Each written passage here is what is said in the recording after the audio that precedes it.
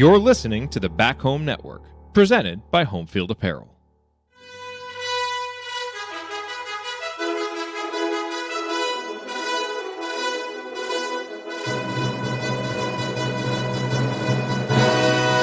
And welcome, Hoosier fans, to another victorious episode of the Assembly Call, as today your Indiana Hoosiers defeat the University of Indianapolis 74-52 in Indiana's first exhibition game of the 2023-24 season. A game that was a little bit closer than anyone would have liked in the first half, with IU-UIndy actually taking a 2-point lead into halftime, but Indiana outscores them 49-25 in the second half en route to the 22-point victory. So obviously lots to discuss on some things that didn't go well in the first half and then what Indiana did in the second half to end up winning the game comfortably. I'm your host, Jared Morris, here with Coach Brian Tonsoni and Ryan Phillips, and we are going to break it all down for you on this edition of the Assembly Call IU Postgame Show. And let's start this show the way that we start every show, and that is with our Hoosier Proud banner moment. And, you know, for me, I really thought the story of this game was the bench for Indiana, both in the first half and the second half. And so for the banner moment, I'm actually going to pick out a couple of moments from each half that really showed that. You know, the first half, gosh, it felt like it was 5-5 forever.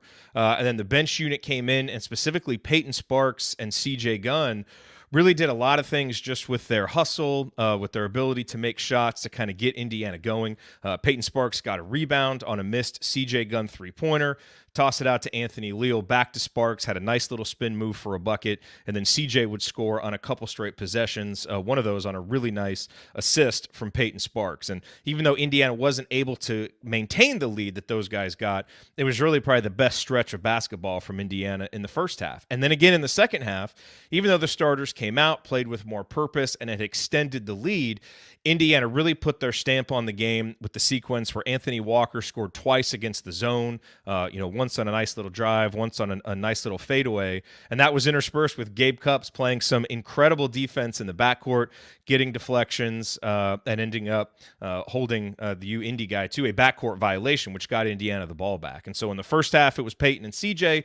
In the second half, it was Anthony Walker and Gabe Cupps, but the bench coming in and not just playing with energy and effort, but really playing with focus and making some important plays, during stretches where Indiana's starting unit had been struggling a little bit, and we'll talk about all the reasons why. And of course, really the biggest, storyline of this game coming out of it is Peyton Sparks' injury. Late in the second half, ends up going down hard while trying to lead the break, or going down awkwardly. Was able to sit on the bench. They were icing him for a while, but he did go back to the locker room with about 3 minutes to go. And so obviously we all believe that Peyton is going to have a huge impact on this Indiana team this season. And so hopefully he is okay, and that does not end up being as bad as it looks when he initially went down.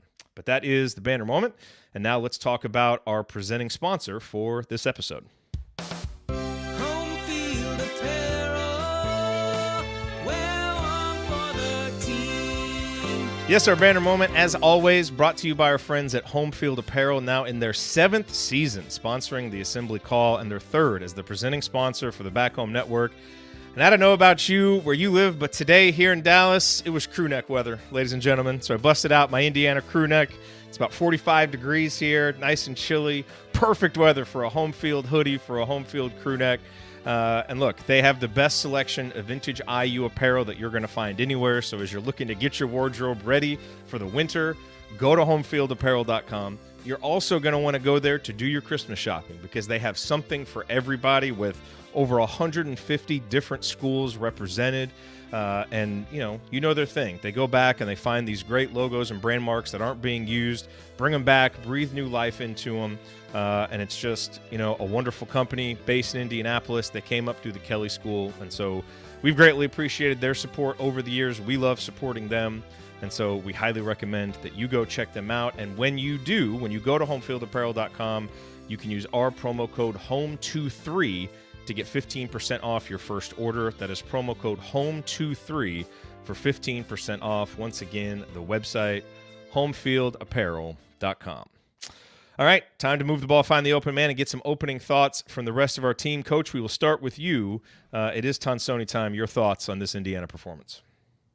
Well, the second half was much needed for the team and for all of us. The first half, you mentioned some good play from the second unit, but the first half was very forgettable. There wasn't much, and you can attribute that to whatever you want, a bunch of new guys, first game and all that, but it's bad basketball.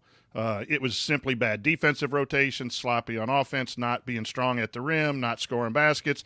And then the second half, it was completely opposite. So what happens is sometimes you need that kind of performance so Coach Woodson can go in there and get in your grill.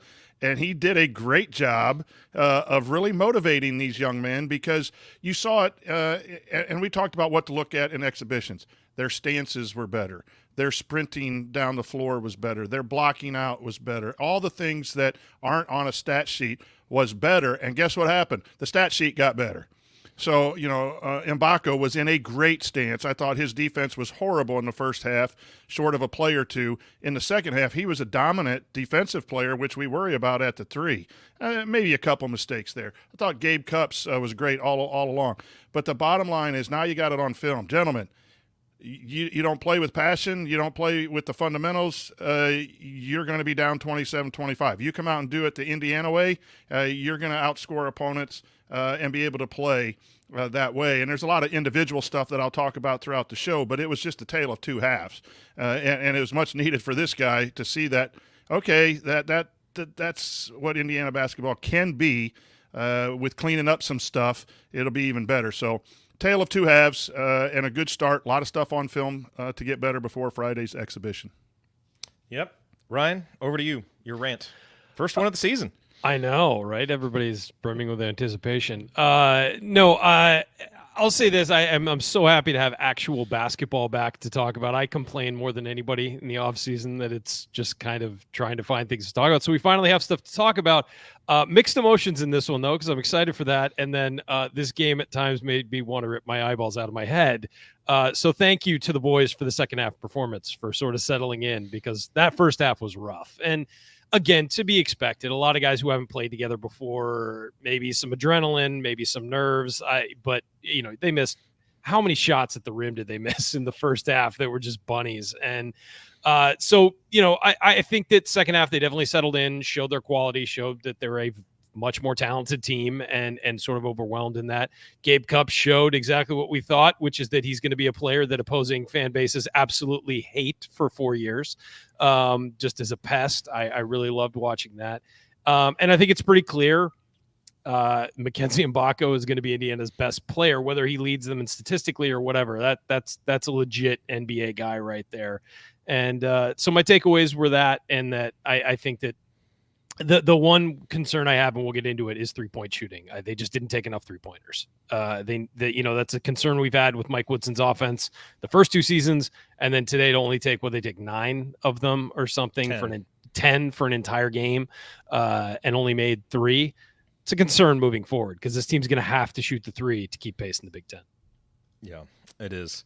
All right, let's dive into the other biggest storylines from today's game. Do just want to give you a quick reminder to sign up for the free IU Hoops email newsletter. We're on Substack now, assemblycall.com/substack.com. You'll get our free 6-banner Sunday IU basketball news roundup every week, and then there's a whole bunch of stuff there for premium subscribers too. So check that out at assemblycall.substack.com.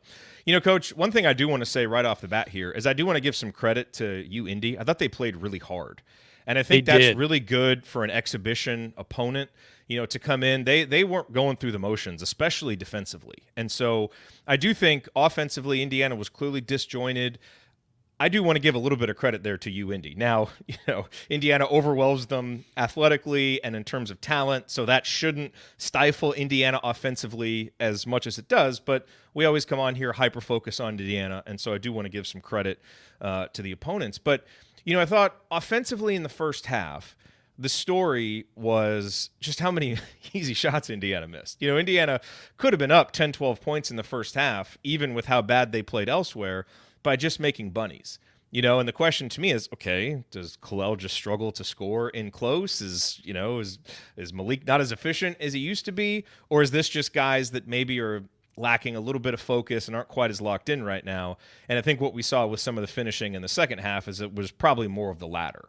But what I'm interested in is from an offensive perspective. We've been talking about how much different is the offense going to look. And again, I thought the offense created some opportunities in transition in half court that Indiana wasn't able to take advantage of in the first half by finishing. But what did you see in terms of what Indiana was trying to do and what some of the differences were from what we've seen the last 2 years?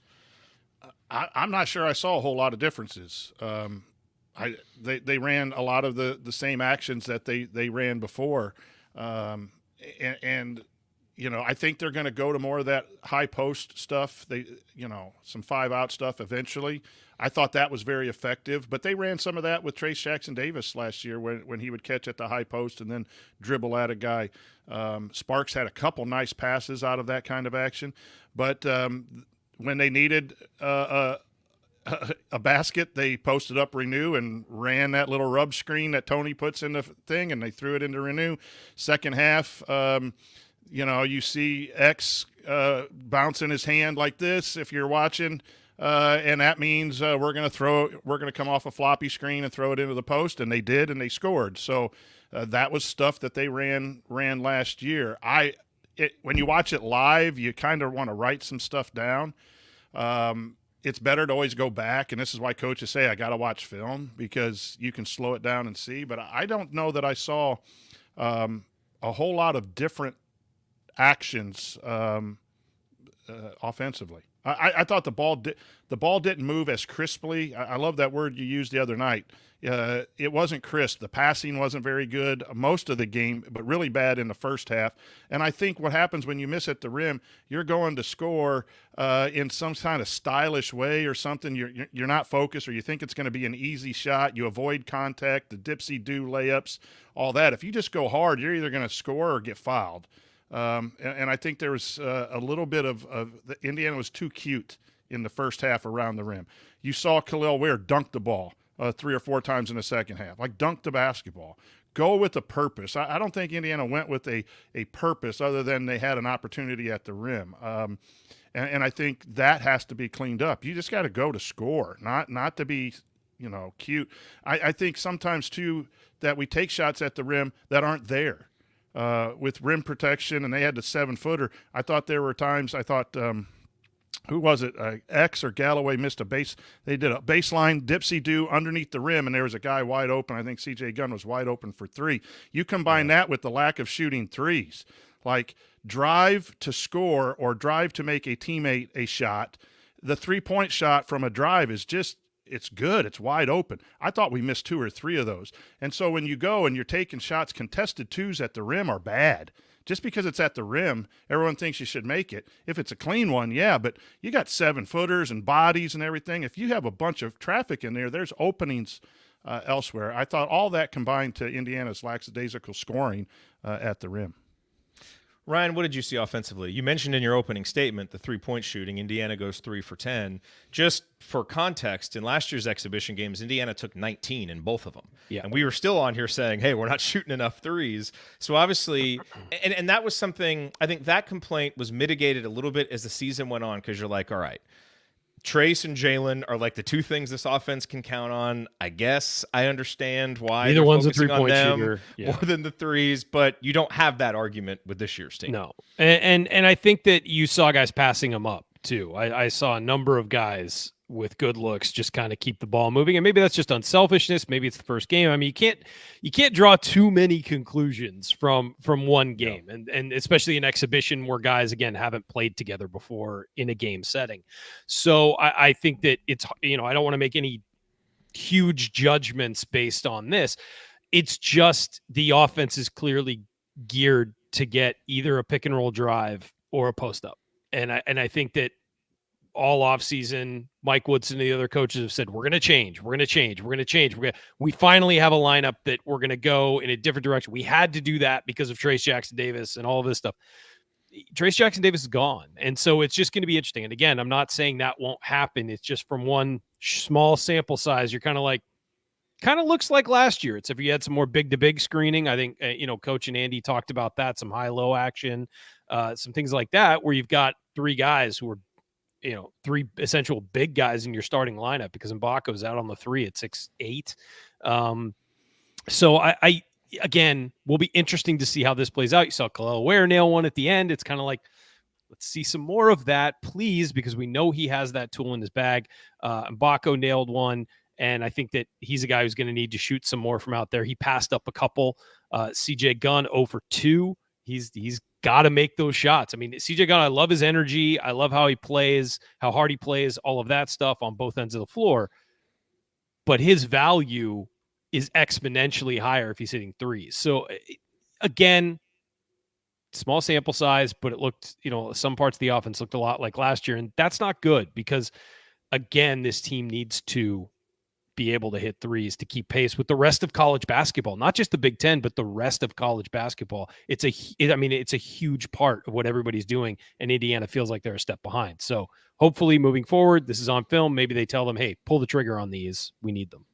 You got to hope, Ryan, that by 15 points from the 3-point line today. Yeah, and that was a regular occurrence over the last 2 years as well. You got to hope that maybe they're holding something, in these exhibitions. Possibly. Let's do what we've done. We can win this, and we can get people going by what we've done.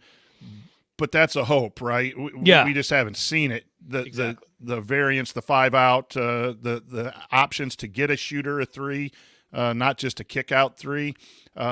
But maybe there's some component of, hey, we want to wait till we get into some competitive games to run some new stuff. That could be it. But it does look awful familiar to what we've run in the past. I'll also say I thought that, some of the guys looked a little – Xavier Johnson looked a little – like it took him a while to kind of get into being in a game setting. And he's a guy who obviously has a ton of energy when he plays. And I think that maybe it was a little over enthusiastic early. And then he sort of settled in and looked like, okay, I'm a point guard running the show and can also score some. So a couple of guys just, they just looked a little off. I thought the one guy who did not show any of that was Anthony Walker. That he just jumped in and was like, I'm ready to go. Let's go. I will say the same about Peyton Sparks as well. And obviously we're concerned about the injury and everything, but everybody seemed to be reacting to it like it wasn't that big a deal. Mike Woodson had a big smile on his face, when they were helping him up. So we'll hope that it's not that big a deal. But yeah, Anthony Walker jumped in and was just kind of like ready, like it was a regular season game. So other than that, I think everybody kind of felt their way into the game a little bit. And again, natural to see that happen. And look, Walker and Sparks have played a lot of basketball. Yes. Those guys have played a lot, and so it's not that surprising that they were able to come in, against some of the IU-UIndy backups also and be productive. So you don't want to overreact, but I think you got from those two guys exactly what you want, which is veteran leadership off the bench, playing hard, just out there making winning plays, and that's what both those guys did. Walker led him in plus minus. Again, flawed stat. We always say that. Here's your yearly reminder. It's a flawed stat, but I'll also say that you're right, and I also think that in these situations, it's a lot easier to come in off the bench with just pure energy. And to maybe, for some guys that just is an easier way to enter a game like this. It's just, all right, I'm just going to go make something happen, as opposed to the starters who try and, okay, we've got to get into our offense. Then we've got to set this up. Then we got to set that. Yeah. Those guys can just come in and just affect the game. And I thought that that's what they did. And look, IU-UIndy has no one that can handle them athletically, of course, or size-wise. Yeah, so again, you don't take much not. from it, but you saw exactly what you wanted to see. Yes. Last topic here for segment 1, Coach. The first exhibition game, the thing most people are all excited to see is the new guys. And so let's focus on Mackenzie Mbako and Kalel Ware, the two new guys in the starting lineup. Both, struggled early in the first half. Kalel couldn't finish. Mackenzie had just a few jitters, it looked like maybe, and just couldn't quite get in sync. But I thought, two observations from the second half. Kalel isn't going to be a guy that's going to create a ton of stuff for himself. But what he has to do is finish when the opportunities are there. When he gets that wide open 3 like he did at the end of the second half, when he gets the ball in a good position in the post. And in the second half, I just thought he was more alert and ready for his moments. And that's what you want to see from him. And then in terms of Mbako, I was just really impressed all through the second half with his ability to impact the game without scoring. A young guy like that who's expected to score, you might expect a little bit of frustration if his shot's not falling. And that's not what happened. He went out there and rebounded. He played hard defensively in the second half and ended up, he made that 3 late. I felt like that was the game paying him back, because he had really played hard and found ways to impact the game and even found ways to score, because he did get 14 points. He would cut or he'd get a putback. And so I just thought for a freshman, it was really impressive to see the mental approach that he took to the game after struggling early, really finding a way to get it going in the second half. Yeah, I was really impressed with Mbako's second half. And again, in these exhibition stats and results, you just have to take with a grain of salt. But he was locked in. And the one thing was his stance was 1,000% better. He got ripped at halftime, and he came out and he had some deflections. That's impacting without scoring. And guess what? He started to score. He has to get used to the college game, but he has to understand that he is a talent. And I loved his shot fake. And I'm not a big pull-up two guy too, but if you got to drive closeouts, right? That's something Miller Kopp couldn't do. And once he gets his sea legs here at the college level, he's going to go in and jam that, right? Or he's going to throw it up. I thought what I saw from Mbako in the second half is just so exciting. Because he's still got a lot of things to get better. He was lost defensively on where to be, when to get at the nail on that nail slot rim, and he was turning his head and late on closeouts. But I thought in the second half his closeouts were better. Where I got to figure out, is it just his demeanor is just smooth, or is that his body? It seemed to me like his body language was just taking a little bit of time. He blocked shots and he dunked the basketball and he hit a three. Those are things that he's got to do. And then the most impressive thing to second what you said is in the second half he had a series where he had two really good closeouts on 3-point shots.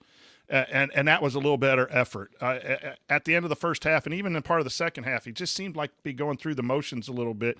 And you just, again, maybe that's all that crap that we hear from why he left Oregon. It's embedded in our minds, and we're seeing something we're not, and you got to be fair to the young man. It's only one game. But Mbako looked, even when he was messing up, he looked like he was out there really going after it. I didn't think the same thing with Ware. But Ware got double digits, 11 points, 6 rebounds, and a couple block shots. 14. Yeah, he finished with 14 points. Or 14 because he hit the three. And I thought his effort could even be better. And I'm sure Coach Woodson's probably going to say the same thing because that's his MO, is effort. And I saw both. But Mbako, woo, he could be really, really good. Yeah, as far as Ware goes, I just think I'm not going to really judge him until about January, at the beginning of January, given what he's been through, the issues he has, and has had in the past. It's going to need to build up for him with effort, with, how he fits, feeling comfortable, things like that. Mbako feels like you could have plugged him into any team in the country and he would have played pretty damn well. And I will say, I hate this. He doesn't force anything. He lets everything come to him. You can just tell on the floor, Mbako just knows how to play basketball. And it sounds like a simple thing, but as a freshman, it often isn't. He just seems so comfortable on the floor. And look at it. If he makes the 3 free throws he missed, he's got 17 points, 8 rebounds, a block and 2 steals, and an exhibition in his first time on a college floor. I mean, when he's not expected to be leading the offense necessarily, you're expecting Xavier Johnson to be that guy. And Mbako just does it all with such an ease, and he's only going to get better. So I do think, and I've said this about this team, and Ware is going to be a big part of that. I think that this team is going to take a while to get everybody on the same page. So many new players who haven't played together, so many young guys, so many guys you're expecting to step up like CJ Gunn and all that stuff. What I will say, though, is I think that this team is going to be getting better throughout the season. And so by about end of December, beginning of January, I think you're finally going to know what you have with this team. I don't think we're going to know for a while. And Ware's a big part of that. Yeah. Okay. Coming up, as we continue our breakdown of Indiana's 22-point victory over the University of Indianapolis, we'll point out today's meaningful moments you might have missed and then go inside the numbers to highlight the most important statistical notes from the game. You're listening to the Assembly Call. Stick with us.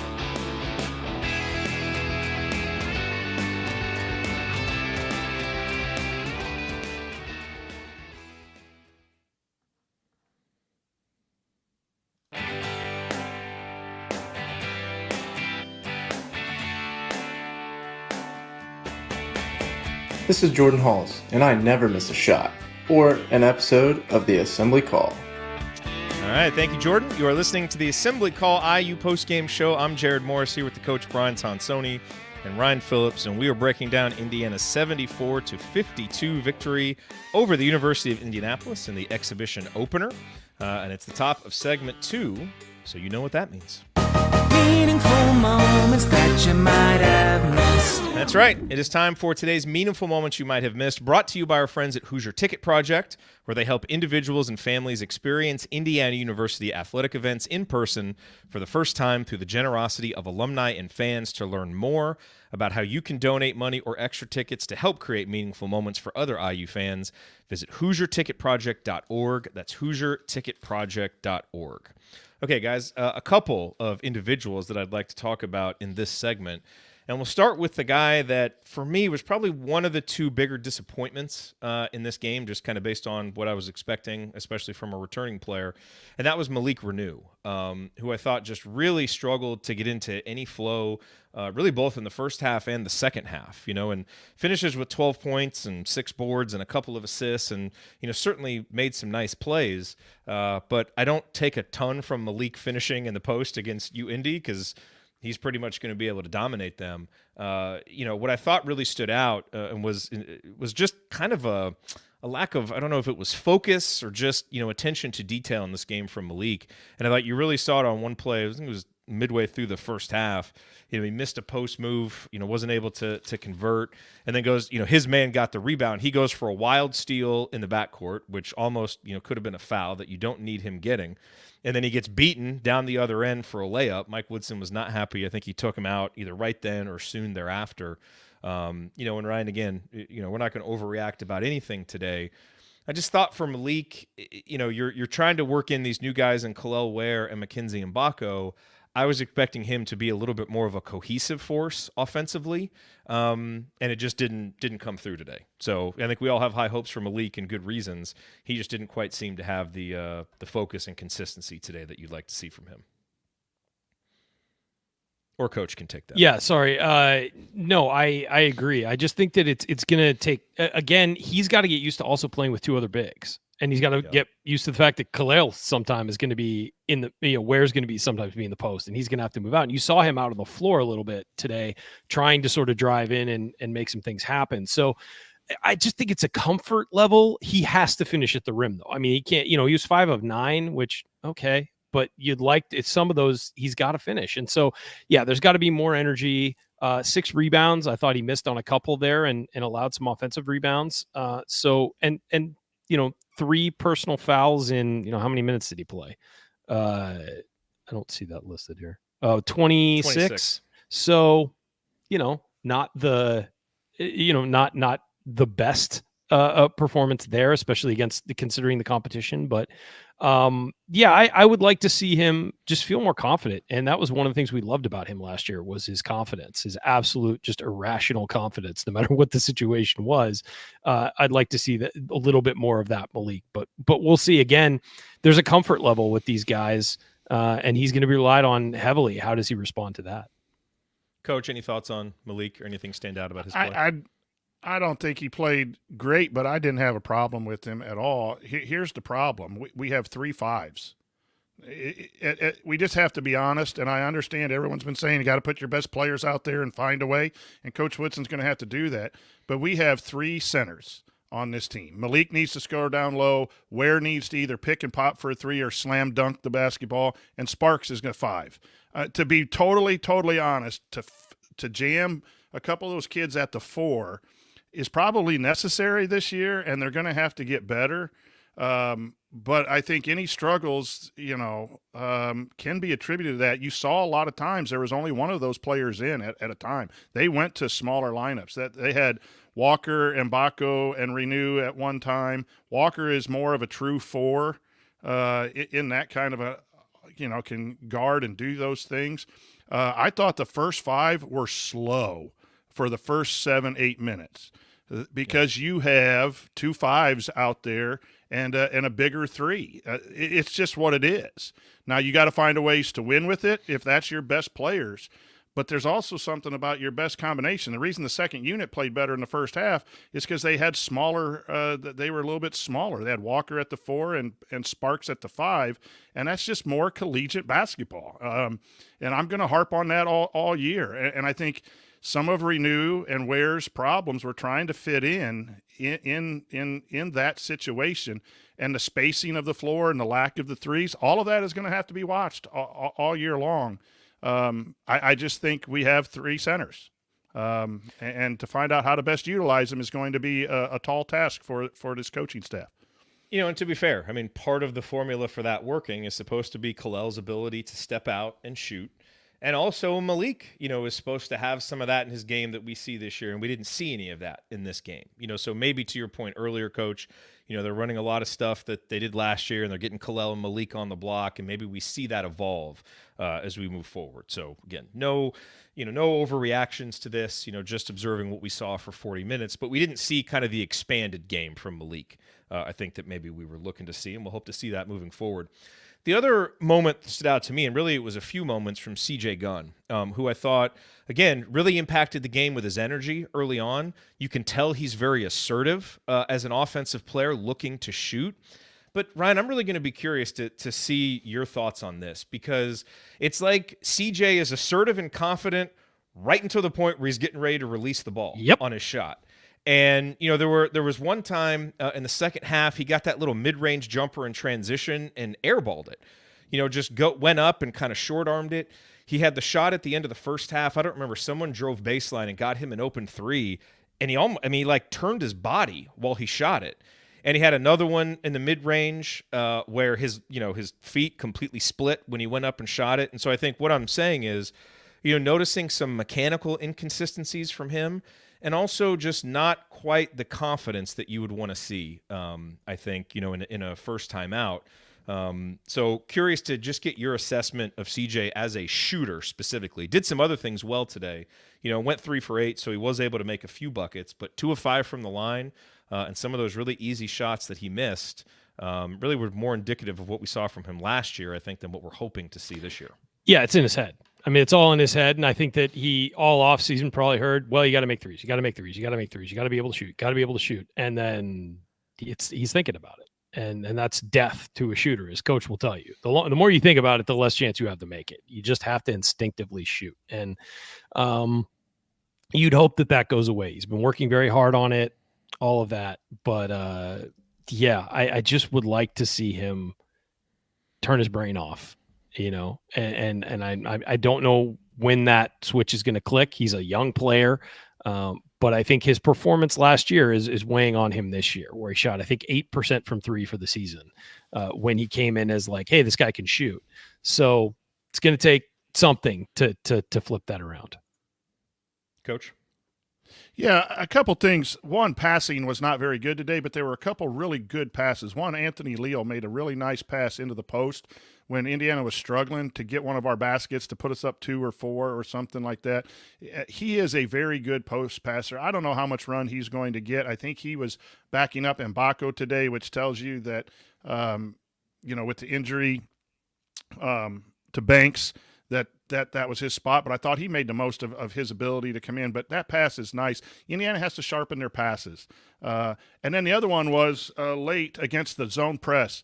Gabe Cups, who just had a great game for the most part, short of a missed layup that I think he could have kicked out or done something, but he didn't allow himself to get trapped. He knew the trap was coming. He anticipated the trap, and he knew where the players were going to be, and he caught and jumped in the air and released it real quick, and I think it ended up in a Ware dunk at the other end because then Ware ran to the rim. But passing needs to be better on this team. I thought X struggled a little bit in passing today. But those two show you what Indiana can do when you anticipate. I thought Anthony Walker missed a few in the zone because he didn't anticipate that the dunk would be there on the high-low or the kick out to the opposite 3 against the 1-3-1 zone.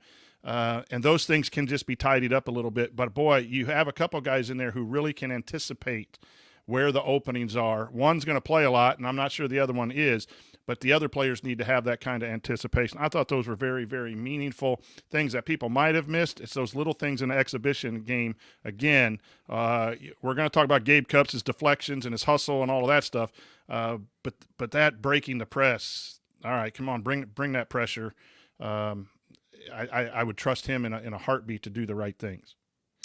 We also saw some of the miscommunications on offense, Coach, that we talked about on Thursday when we were previewing this game, and you saw it a couple times with Xavier Johnson and Mackenzie Mbako, and it led to both of X's turnovers. Or one time, I think he wanted Mackenzie to flare out because he was open for three, Mac didn't, and so X ends up throwing it out of bounds. And then another time, Mackenzie had an open lane to the layup, but then flared out, and X thought he was going to go in. If I'm remembering those two plays correctly, and they both led to turnovers. They're like back to. There was ones where they were back to back, right? Yeah, and as we so again, you look at those two turnovers for X, and those aren't turnovers that concern me. That's a sixth-year point guard and a freshman scorer getting on the same page, and I think they'll have much better chemistry moving forward. So that's the kind of stuff that you see in games like this that I'm not concerned about at all. And they communicated about it, and hopefully they get better for it. All right, guys, let's move on and talk about Inside the Numbers. And we have a sponsor for this segment. She was reluctant to do this. I made her do it because if we can use our platform to help her business, then doggone it, we're going to do it. So we're going Inside the Numbers, brought to you by Jackson Hewitt Tax Services. If you live in Bloomington or the surrounding areas and you want your taxes done right, contact our friend and Chat Mob Hall of Famer Megan Mahaffey and her team in Bloomington, Bedford, and Martinsville. You can call 812-339-3334 or visit jacksonhewitt.com. They do awesome work, and we always recommend that you support Megan and her team.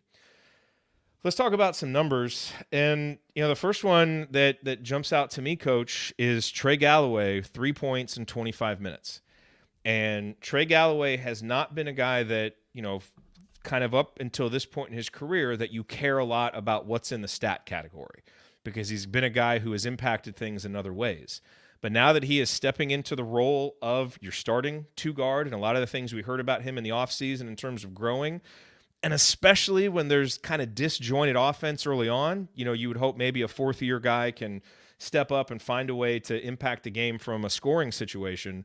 But 3 points, 1 of 5 from the field, didn't really see him finding opportunities on the perimeter outside of, what we've seen, which is basically a wide open catch and shoot guy, and had a few kind of wild floaters in the second half where it looked like he was almost forcing things. Trey's been a guy who has proven himself in big games over and over again, so I'm not at all going to get concerned about what we see against Indianapolis, except for the fact that I think it would have been nice and maybe a little bit reassuring to see him step up more as a scorer, especially given how the first half went. But, this may be just a slight indication early in the season that his offense is going to be a little bit up and down, which is what it's been for 4 years. And that's one of the big question marks about this team. We didn't get it answered in an affirmative way from this first public performance out. I don't think Trey's a scorer. I think Trey's a winner. If you're relying on Trey to score, we're in trouble. He's not going to create his own shot. I thought his shot selection at the rim, again, he dipsy-dooed some when he didn't have to, but they don't run stuff for Trey. So to sit there and say that he needs to be more aggressive shooting, I disagree with because they don't run him off screens. He's not a catch-and-shoot three. He's an inside-out three guy. He's going to score in transition. He's going to score when he gets a little zoom action with the pull-up jumper, and it just wasn't there today. When you have as many offensive threats, you don't really need him to score. And so he's going to have his days when he has 3-5 points. If we're expecting 14 double-digit points from him in order to win, I don't think that's the type of player he is. He will get those at times, especially when teams decide to double and then the rotations and the ball gets kicked out. But he really did not have opportunities to score, and I thought he forced a couple shots when he did have an attack at the rim where maybe a pass or an extra dribble would have been better. So, yeah, I didn't have any problem with his play today. The ball just didn't find him. And there's enough talent on this team where there's going to be a lot of games where it doesn't find him. But I don't think he has to score.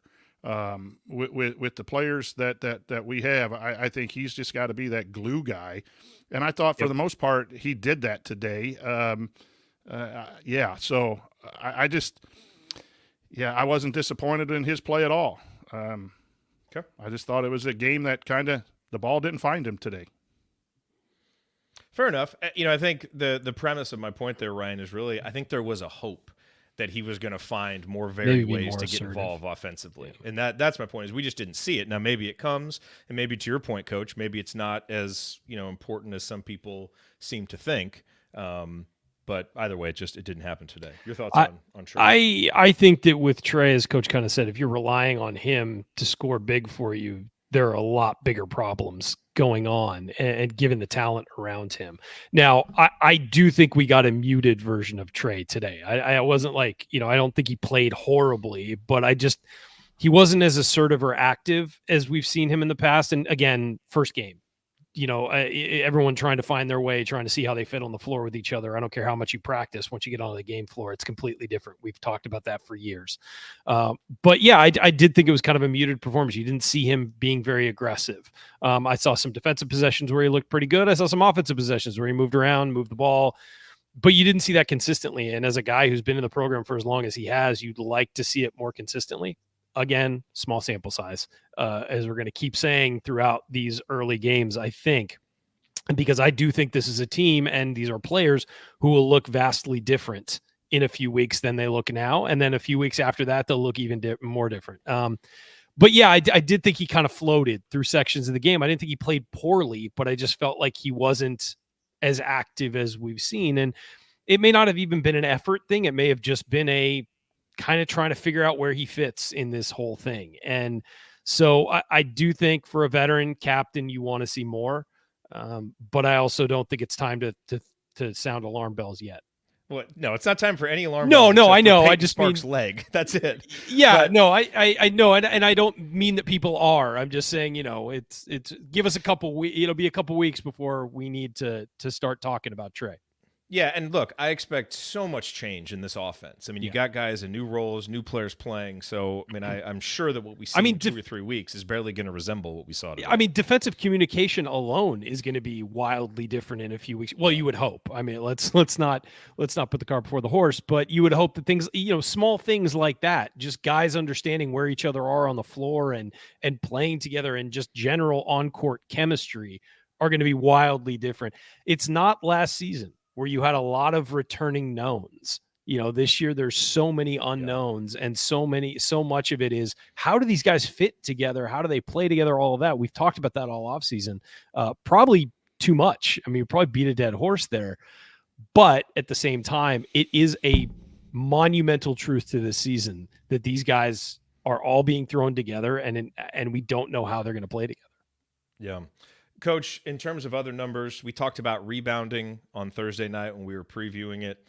The rebounding was okay. I mean, Indiana gave up 10 offensive rebounds. It wasn't a dominant rebounding performance. Indiana still led in rebounds, but, certainly I think there are some fundamental things there that can be cleaned up, and I did think it was better in the second half. But the number that really stands out to me is 16 blocks plus steals. One of our hypotheses for this season is, look, there are probably going to be some games where things look ugly and it's a little bit disjointed, but because of the athleticism and length, that's going to help get Indiana by on some nights when maybe the offense isn't clicking or not everything is there. And that's what we saw. Kalel Ware gets a couple of blocks. Mackenzie Mbako with a block and 2 steals. Anthony Walker had 2 blocks and a steal or whatever it was. And so you saw Indiana, even at times when things were disjointed, just able to cause problems with the length and attention and just able to get deflections. And so that to me is something when you look at the box score that stands out and that hopefully is something Indiana is going to be able to rely on this season, because that's how you help make up for a disjointed offensive possession or a missed block out. And Indiana did this a couple times, missed a block out. Mackenzie Mbako went and blocked a shot and it led to transition going the other way. And so those are some of the little things that Indiana's probably going to need to do to manufacture wins on some nights when the offense isn't flowing. Yeah, I thought the disruption that Indiana caused in the second half with their defensive effort was fantastic. Their hands were really, really active without fouling. Gabe Cupps was doing that. Mbako was doing that. You had the rim protection there. The overall numbers, again, exhibition, right? I don't think that is the telltale sign more than the activity. They were really locked in on taking what they wanted to do defensively to IU-UIndy. That is something that, again, you're going to win games when your offense is not working by having that kind of effort defensively. But I thought several guys were very active in getting their hands on the ball, and then that created offense on the other end too. I think the length was something to be happy about. And really, we're also talking about the 6'2" backup point guard who doesn't have much length.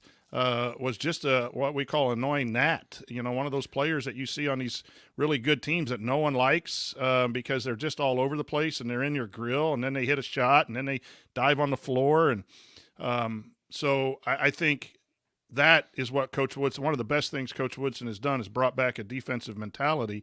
The defense struggled a little bit last year, fell in the stats area, but I do appreciate the fact that, for this team with its youth and trying to fit together, you got to get it done on the defensive end first before the offense really takes off. But I thought you saw signs of what Indiana defense could be in those situations. Any other numbers, gentlemen, that jump out that you want to make note of? 11. Ryan, you want to toss out some more meaningless plus minus stats? Yeah. For everybody? Peyton Sparks +9. No, I mean, I just think the biggest to reiterate is 3 of 10 from 3, 11 of 20 from the free throw line. Those numbers have to get better. I mean, again, first game, everything, but those have to be better. Shot making is going to be something going forward we need to keep our eye on too. Yep. But think about this: 3 guys. Well, add C.J. Gunn with 8 points. Like, I didn't think Ware was super effective, and he gets 14. Right? Renew, you said, wasn't really super effective at closing and gets 12. And again, the numbers, exhibition, we're going to say that too, but there's some efficiency inside the inefficiency. Like, they're not for sure some bottom. There right? are things and the they room did for well. Improvement. Yes. So you have guys that weren't confident, but C.J. Gunn had 8 points and was looking to be aggressive. So as that gets flushed out, then the offense is going to get better and better and better and better just from that confidence standpoint, just from feeling comfortable. If you're Ware, he didn't look like he was comfortable offensively and where to go or what to do until he got a couple dunks in that second half. But three guys who scored almost all double figures, we would say probably didn't have very efficient or hardworking games. And yet they did some things defensively and they did some things offensively. That's a sign to tell. And then 10 guys playing. Wholeheartedly. I think just exciting to see that you could have an average game and still impact the game. Completely agree. Coach, just one thing on that is I completely agree. And inside, they were able to do a lot inside the 3-point line. I just think moving forward, we need to see that balance out. And you know that. I know I'm not telling you anything you don't know. It just needs to balance out because they're going to face teams with as much length and size as they have, or at least close. And they're going to need. So that's what you monitor going forward. And I think you need to take advantage of the practice nature of these games to sort of get what your real offense is going to be. I mean, it's great. You're right. It's great that those guys are so talented that even when they had off games, they can give you a big contribution. But at the same time, you want to see them be able to do more, maybe even in the exhibition, more than they're going to have to do in the regular season and come back down. They got a long way to go, I think, offensively. And yet had that. That's my point. Like, yeah, you're right. Go offensively, you're 100% and still correct. we're able to do some things. How many points did we get in transition today? Fast break points, 28 for Indiana. And that's one of the other things. When the half-court offense is struggling, get out in transition, get yourself some easy buckets, and Indiana was able to do that, especially there in the second half.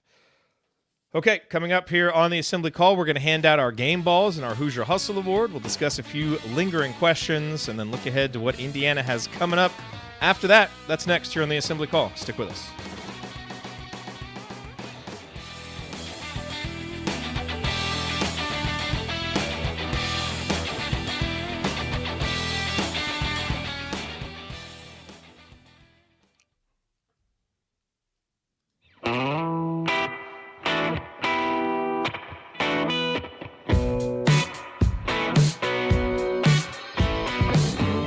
Hi, it's Thomas Bryant. What's the only thing better than being Kentucky in the NCAA tournament? Celebrating it with friends afterwards. Join Jared, Andy, Ryan, and Coach after every IU basketball game. Go Hoosiers. Thank you, Thomas. You are listening to the Assembly Call IU postgame show. I'm Jared Morris here with the coach, Brian Tonsoni, and Ryan Phillips. We are breaking down Indiana's victory over the University of Indianapolis. And Side note, Yes? before we get into this, Thomas Bryant, Yes. one of the better memes going around the internet right now after Victor Wembanyama dunked on him. It's the puzzled look on his face is what I think is going to happen a lot to people who Yes. play that guy. Yes, I think that is definitely true. Definitely true. All right, time now for our game balls, presented for the second year in a row by our friends Allie and James at Bloom Environmental. As we enter the colder months and begin to stay indoors a bit more, they want to make sure everyone knows about radon, a colorless, odorless, radioactive gas that is the leading cause of lung cancer in non-smokers. It enters buildings through cracks and gaps in the foundation and through service pipes of homes. Contact Bloom Environmental today, mention the assembly call, and get a free radon test kit and mitigation estimate. You can learn more at bloomenviro.com. All right, game balls. Let's go around the horn, gents. Coach, you go first. Who gets your game ball? I think the game ball's got to go to Mbako. 14 points, 8 rebounds, 2 assists, no turnovers, and really a bounce back from a so-so first half to what I thought was a dominant second half. I think the rest of the guys didn't quite measure up to that, and I know we're probably going to give Mbako a lot of those because he's Indiana's best player. But if you're going to stats, the other two that could mention, I think, are really good hustle award that impacted the game in the first half, that got the game going in the right direction. But yeah, Mbako for me, I just thought those stat lines and what he did in the second half was the difference. Yeah, I agree. I think it's Mbako. I mean, production matters, and he produced and really bounced back. But hold on a second. You said this, and I think Ryan said it earlier, Mbako is our best player. Like, you guys are just stating it like it's fact. He's the most talented player, but, He is the best basketball player. I'm not saying he'll put up the best numbers or have the best season, but he's the best basketball player on the team. I don't think there's any question about that. Skill-wise, talent-wise, the way he approaches the game, his comfort level. Again, not saying he's going to put up the best numbers, but if you had to line up and pick who is the best basketball player on this group, it's him. And that's not you'd expect that. Look at his pedigree. I mean, so I know you're going to say Xavier Johnson. No, I mean, I think it's an interesting discussion. Because I think he's a freshman. I certainly think he has the most potential, and you might say the most skilled. But to say best player right now, day one as a freshman, I just want to clarify what we're saying. Depends on what your definition is. If you're talking about the best pure basketball player, it's him. And you can add in upside talent, like what throw that all in there. Who's going to be the best college basketball player this season, he may not be that. It may be Xavier Johnson, or maybe Khalil Ware steps up, or Malik Renew. But pure basketball player, it's him. He just has this sense about him, and it showed up on his high school tape, and it has transitioned so far. Obviously, he just has a sense about him in the game and a calmness in his game, and he's very comfortable in a basketball court. And then you add in the skill as well, and he's going to be an incredible player. He can certainly do the most things. I don't think there's any question there. No question. I'm assuming he gets your game ball? Yes. Yeah. The other observation about him is, and we knew this, he's not the most fluid athlete. He's not the bounciest athlete. But what was really noticeable in the second half is he can make up for it when he's locked in, down in a stance, hands active, eyes anticipation. Active. He can still be a very good defensive player. He's a very high basketball IQ. And I would say I actually do think he's pretty smooth. He's just not an elite athlete. I think, that next. But I think that his motions when he gets the ball and he catches it and gets ready to go or whatever is very smooth. There's not a lot of mechanical. It's a deceptive first step. Yes. On his drives. 100%. It looks slow, but it's not. It's a very effective first step when he shot fakes and goes. The only guys who are going to give him trouble, I think, when he's playing offense and defense are other NBA guys. I don't think a great college player will trouble him much. I mean, he's a freshman, so that may happen occasionally just because of the nature of being a freshman. But as far as just being straight up, I don't think, a high-level college player is going to give him much trouble. Okay, very nice. All right, and you know what time it is now. Time for the Hoosier Hustle Award. The Hoosier Real Hustle Award. Hi, this is Anthony Leal, and it's time for the Hoosier Hustle Award. But first, I have some exciting news to share about our friends at Evansville Security Services. They've been acquired. They are now part of the team at Security Pro 24/7, which provides trusted and reliable security for your event or business, from Bloomington, my hometown, to Evansville, where Coach Calvert Chaney grew up, and everything in between. Just like hustle can't be measured by stats, Prevention can't be measured either, but it has a huge impact on your bottom line and peace of mind. So let the security pros at Security Pro 24/7 help you prevent a bad outcome today. Visit securitypro247.com to learn more. That's securitypro247.com. And tell them Anthony Leal sent you. Thanks, Anthony.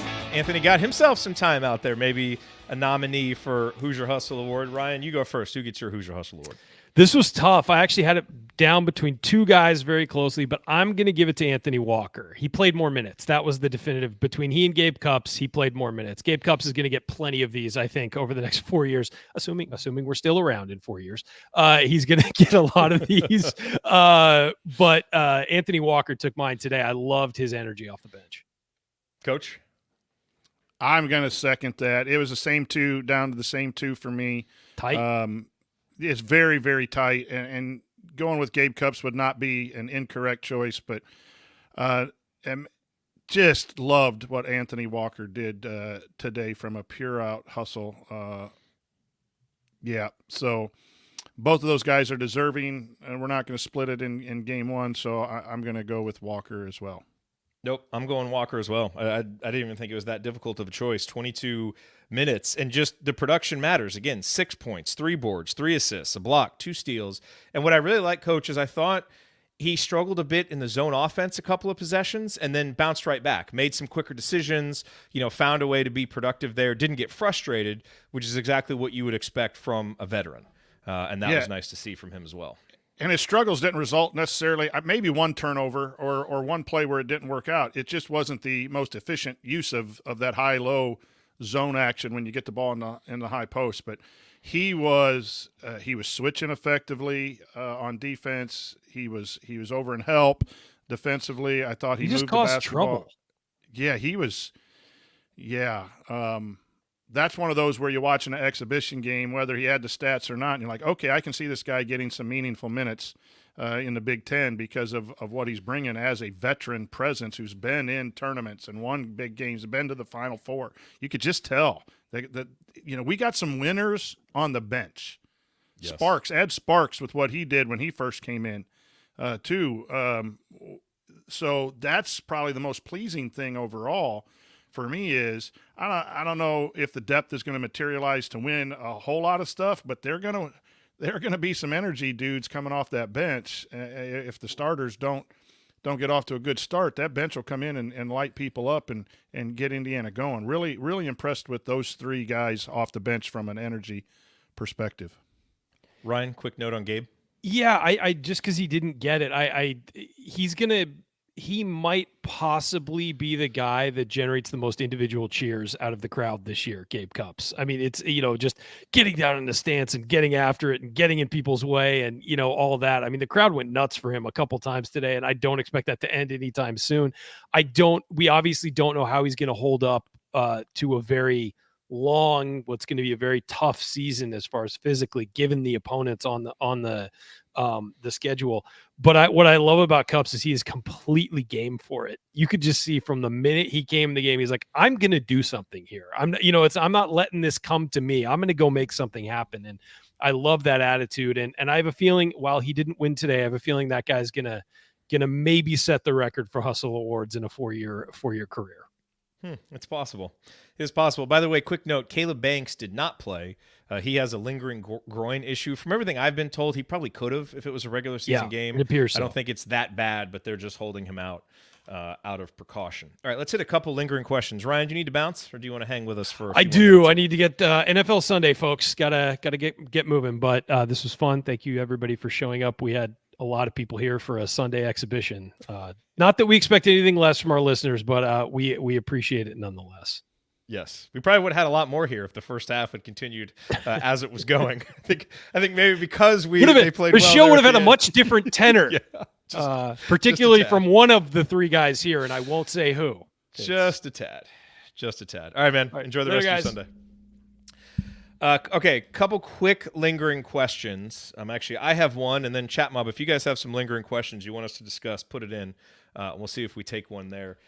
Coach, my lingering question coming out of this one, it goes back to the backcourt scoring. And again, I think you made some great points about Trey Galloway. And if you're relying on Trey Galloway to score, that's really not the role he's played here.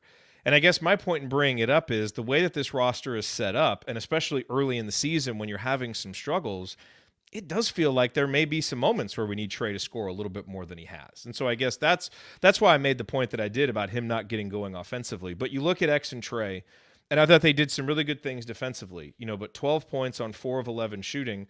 X only gets 2 3-pointers. He's by far the most reliable 3-point shooter on the roster. And so, we didn't see a lot of him and Gabe Cupps together, which I think we're expecting to see a little bit more of, and maybe that helps free him up for some more offense. But this, to me, is something to track. It's difficult to win in college basketball if you can't get consistent production from your backcourt, and that's not always been the number one thing we've looked at from X and Trey, but you're probably going to need more from them than 12 points. And so I'm not saying that necessarily we saw good or bad today, but it is something I'm going to be tracking because to beat good teams, we're going to need more assertiveness and effectiveness from those guys as scorers as the season goes on. It's just the nature of how this roster is built, I think. You're going to get me in trouble with Bob Thompson again, but I agree wholeheartedly with you, but that's not how Mike Woodson has run his offense. Trey Galloway started a lot of games last year once X went down, and they didn't run. He got threes because they double teamed Trace, and the ball got kicked out, and he shot. And you can go to the stats on his percentage of his shots on kickouts. They don't run staggered doubles for shooters. They put their shooters in the corner. That's just Mike Woodson's belief, whether you like it or not. It doesn't matter. That's what they're going to do. They run a little floppy action at times, but that's more to get the ball into the post. So I don't know yet if that is part of the package. We can't make a decision or a judgment just on game one, but we didn't see any of that. So my question is, I agree with you. You want your two guard to hit shots and come off a screen, catch and shoot 3, dagger at the end when you're up 4 and in the last minute. And we talked off season about UConn, a big shot that the young man from UConn hit in the championship game. But Trey's not that guard. Trey is a glue guy, drive and kick, get to the rim, transition, defensive two guard. That's where Mbako is that guy, where you're going to try to get him shots. But we run a pro offense, which is you're going to get threes on kickouts and post doubles. We're not going to run sets right now for shooters. And until we see it, I don't know that we will see it. So I don't know how you're going to get scoring from guards other than, X hit a 3 today on what? A kick out. Right? X he needs more of those opportunities, Yeah, but that also depends on the defense double teaming, right? So if you think you can go man up on Renew, then you're going to stay out on those 3 points. You're not going to see it as much. Like they had to double team all except Illinois and I think Michigan State once against Trace Jackson Davis when he went off for 40. But that's the game that's played in the NBA, and that's Mike Woodson's MO, and he won games. And so we have to appreciate that to sit here and say Trey's got to score in an offense which isn't designed for your two guard to score. It's a tough ask for us as fans and commentators. His job in this, if he gets 10 or 12, it's kickouts and fast break layups. That's how he's going to score. But do I think eventually you're going to see it with McNeely if he's a 2 coming in? You get some guards that are more that way.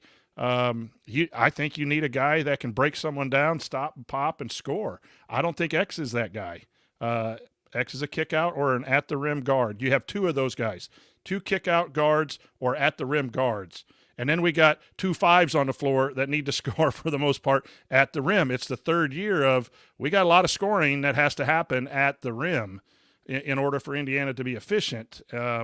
Hopefully that changes from my perspective, and you can still win basketball games that way. I'm not saying I'm not coming at that as a negative. I'm just telling you that's what the team is until we find that consistent threat. The last lingering question here that we'll talk about, because several people, put it in the chat mob, Quang, where's Kalel, where's effort? Nervous about the missed bunnies. Kathy, where's motor? I don't, look, I think this is just going to be an ongoing question all season, and I don't think you got answers. I mean, I think Kalel's, the motor, Wasn't quite revved up to full speed at the beginning of the game, but I don't think anybody's was. I think it was a combination of just, it's an early Sunday tip time. It's an opponent you're not that excited about. The offense is a little disjointed. IU-UIndy probably punched them in the mouth a little bit more defensively than they thought. I thought there was a lot of stuff kind of mixed up in the stew in the first half.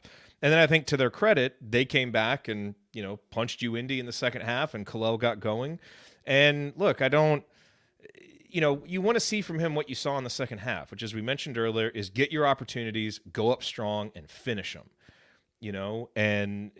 So it's just going to be a lingering question. I don't think we got an answer to it one way or the other, except it was nice to see him and a lot of the other guys flip a switch mid-game and get going there in the second half.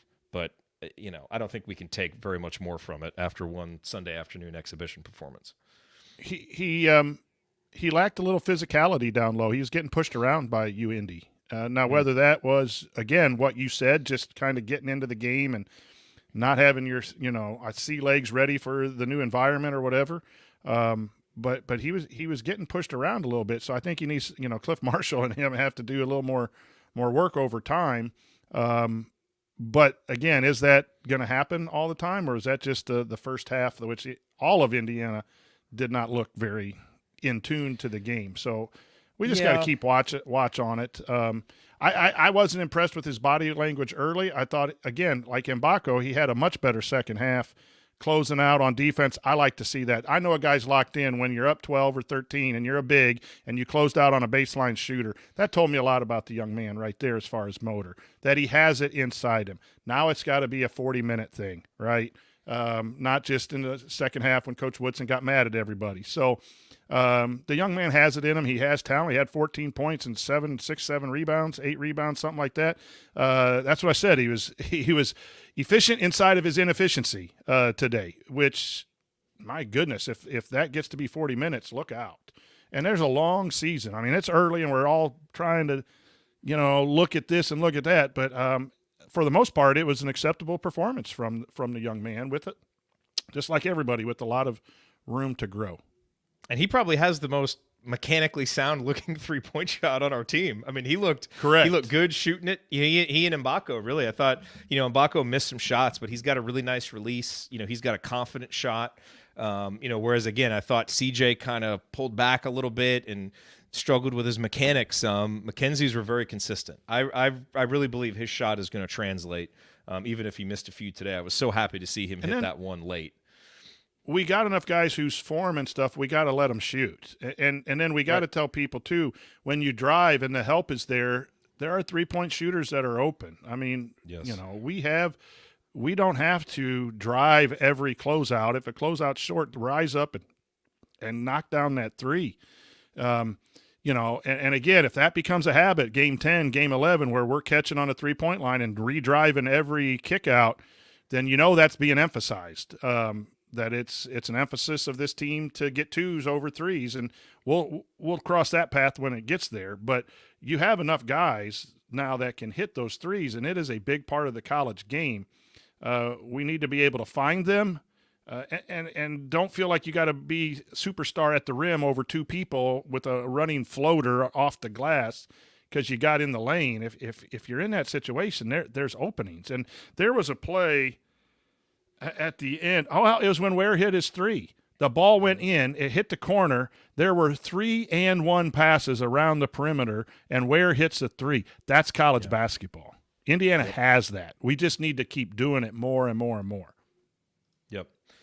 Well said. Okay, so here's what's coming up. We will have Assembly Call Radio on Thursday. There's no game between now and then Indiana plays their second exhibition game against Marion on Friday. I'll be away at my dad-daughter campout, but Coach will be here. I think Andy will be here for that post-game show, and I think that's certainly one where you want to see 40 minutes of more consistent basketball.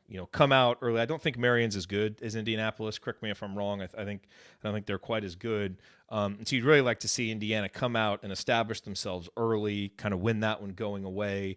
And then I think you can feel a little bit better maybe about what you saw today. But that is what is coming up. And then the season tips off officially next Tuesday when Indiana faces Florida Gulf Coast in the Bill Garrett game, where they're going to honor Bill Garrett. So that is what is coming up. We'll, of course, be here live immediately following every game. It's what we do. Exhibitions, regular season, tournament, whatever it is, we will be here for you. Remember to check out our friends at Home Field Apparel. Use that promo code HOME23 at checkout to get 15% off your first order. That's HOME23 for 15% off your first order. Coach, last call. Final thoughts on Indiana's first exhibition game of the season. Well, we want to avoid first half Indiana, and we want more of second half Indiana. And understanding that this is still a work in progress for all these guys to figure out how to play, and Coach Woodson to figure out lineups. You saw a lot of different lineup combinations and all of that. That's why you play these exhibition games, and that's why you have film and you learn from it. But the second half was very, very uplifting and encouraging from a bunch of individual perspectives and from a team perspective, and kudos to Coach for lighting them up at halftime. I wish I was in there because it probably was really, really, really solid. And if you're going to play a better half, you want the second half to be better than the first half. Overall positive. I was worried when I went upstairs at halftime of what the tenor of the show would be, but I'm pretty pleased. A lot of things to look forward to. Yeah, I mean, look, I enjoy having this additional game worth of data now to, kind of assess these players. I walk away from this game feeling exactly about this team how I thought, which is it's going to struggle early. There's going to be some times where it's probably a little bit ugly, but when they get it going, because of the athleticism, because of the talent, it can look really good and they can get on big runs. And that's what we saw in the second half. So I just think this was kind of a microcosm of the team that we expect to see through the first 6 to 8 weeks. And we're going to have to keep reminding ourselves of that, Coach. I think with as tough as Indiana's non-conference schedule is, I'm really not going to be worried about style points. Just go find ways to win these games. You can worry, I think, about style points and is this looking better and are things smoother as we get into January and February and March, when you hope to have a team that is really clicking on all cylinders to make a tournament run, can win some different ways. Right now, man, just go grind out wins however you can against a really tough schedule while working through some clear, just chemistry and cohesion type things. Nothing bad, just the type of thing that can take a while to build when you're replacing this much production. But you saw the talent, you saw the length, you saw the athleticism. On a lot of nights, that's going to be enough to win. It was tonight. And so I walk away feeling good about that, but having a lot of the same questions that we had coming into today. And we'll watch on Friday night and see if we get any closer to getting some of those questions answered. Probably not, because it's an exhibition game, but we'll be here and we will learn what we can, and we look forward to doing it with you after Indiana plays Marion. All right, that is going to do it. If you want to see us do the show live and be part of the live chat, make sure that you subscribe to our YouTube channel, youtube.com/assemblycall. And don't forget to go to assemblycall.substack.com to join our free email newsletter. Special thank you to Bob Thompson for the music that you hear on the show. Special thank you to John Ringer of rigdesign.com for designing our logo. And thank you for listening and being here live with us. We'll be back to talk IU hoops again with you Thursday and Friday of next week. Until then. Take it from me, Anthony Leal. Keep your elbows in and your eyes on the rim, and go Hoosiers. All right, I got to get out of here, folks. Thank you. Thank you. Thanks for coming out. Shoot the ball. That's right, Andy. Shoot the ball. Andy will be here Thursday. He'll give his thoughts, Assembly Call Radio Thursday night. Find out what Andy has to say about the game. All right, Coach. First one in the books. One down. Good to be talking basketball again. Whew. It is good to be talking basketball again. We work out some kinks on the post-game show, get back into the rhythm. It's exhibition season for all of us. So got to figure out how to work together again. That's right. Get the game plan going. The new sponsors. It's all new. Got to have some time to work out. Got to get, No, I know. And look, I looked at the run sheet today. I was like, man, that's a lot of sponsors. And I get it, and I appreciate everybody kind of bearing with us on that. Some of these are paid sponsors, and just to be frank, some of them aren't. Some of them are just friends that, we want to support their business. But all of these, every single person that we have sponsoring the show is an audience member, someone who's meant a lot to us. And so it's really important for us, if we can use our platform to, help someone's business and it makes sense, we want to do that. So I know that, takes some time away from, from your listening. But just know, these are our people. These are your people. Good businesses to support, and so that's why we're taking a little bit more time this season in the show to do those. But they're meaningful and they're part of why we do this. So that is why we're doing that. Okay, Coach, enjoy the rest of your Sunday. And all right, you too. We'll talk soon. Bye, everybody. All right, have a good day. See y'all.